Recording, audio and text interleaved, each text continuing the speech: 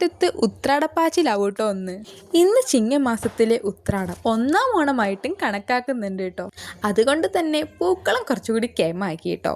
പിന്നെ അമ്മ പായസം വെക്കുന്നുണ്ടെന്ന്, പരിപ്പ് പായസം. അതിനുള്ള തയ്യാറെടുപ്പ്. നാളെ സാമ്പാറായതുകൊണ്ട് ഇന്ന് മോരുകറി വെച്ചു കേട്ടോ. പായസത്തിനുള്ള ചിരകലൊക്കെ ഞാനായിരുന്നു, പിടിയലൊക്കെ അമ്മ. അങ്ങനെ പായസം റെഡിയായി. കുഞ്ഞുങ്ങൾക്കൊക്കെ പുതിയ ഉടുപ്പെടുത്തു കേട്ടോ. ഇന്നിവിടെ ഓണപ്പരിപാടി ഉണ്ട് കേട്ടോ. പേരക്കുട്ടി അച്ചമ്മയും കൂടിയിട്ട് ഒപ്പം പോയി.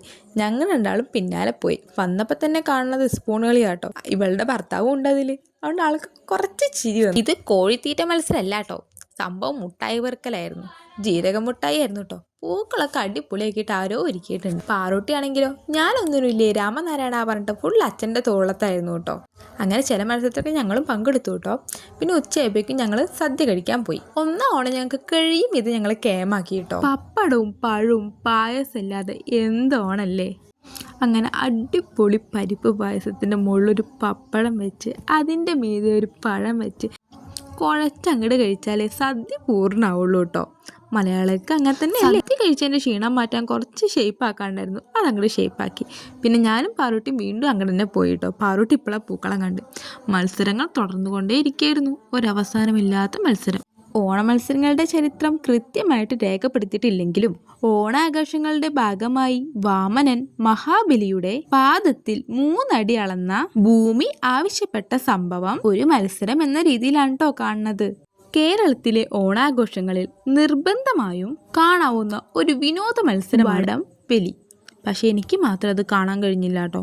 വടംവലി നടക്കുമ്പോഴൊക്കെ ഞങ്ങൾ വീട്ടിലേക്ക് പോയി. കാരണം വേറെ ആരുമില്ല, ഞങ്ങളുടെ മക്കള്.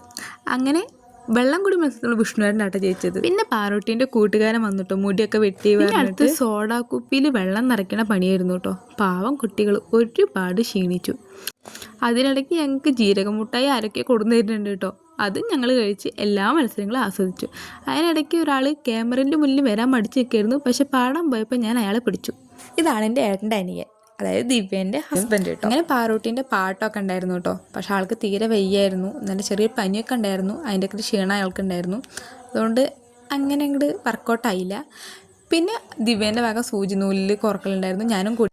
ക്യാമറമാൻ ഞാനായതുകൊണ്ട് എൻ്റെ വീഡിയോ എടുക്കാൻ ആരും ഉണ്ടായിരുന്നില്ല. അടുത്തത് ബലൂണ് പൊട്ടിക്കണം മനസ്സിലായിരുന്നു കേട്ടോ. പാറോട് പങ്കെടുക്കണം എന്നുണ്ടായിരുന്നു. പക്ഷെ കുറച്ച് റിസ്ക് ആയതുകൊണ്ട് ഞാൻ വിട്ടില്ല കേട്ടോ. എല്ലാ പരിപാടിനേക്കാളും ഞങ്ങൾക്ക് ഇഷ്ടപ്പെട്ടത് ഞങ്ങളുടെ മാവേലിനെ കേട്ടോ. ഒന്നാമതൊരു മാവേലിയുടെ ഇപ്പം ഫോട്ടോ ഞാൻ എടുക്കണത് ആദ്യമായിട്ടാണ് കേട്ടോ. ഒരു മാവേലിയോട് സംസാരിക്കുന്നത് ആദ്യമായിട്ടാണ്. അതുകൊണ്ട് എനിക്ക് പ്രിയപ്പെട്ടത് മാവേലിയാണ് കേട്ടോ. എൻ്റെ വീഡിയോ ഇഷ്ടപ്പെട്ടാൽ ലൈക്ക് ചെയ്യാനും കമൻറ്റ് ചെയ്യാനൊന്നും മറക്കരുത്. സബ്സ്ക്രൈബ് ചെയ്യാൻ ഒരിക്കലും മറക്കരുത്.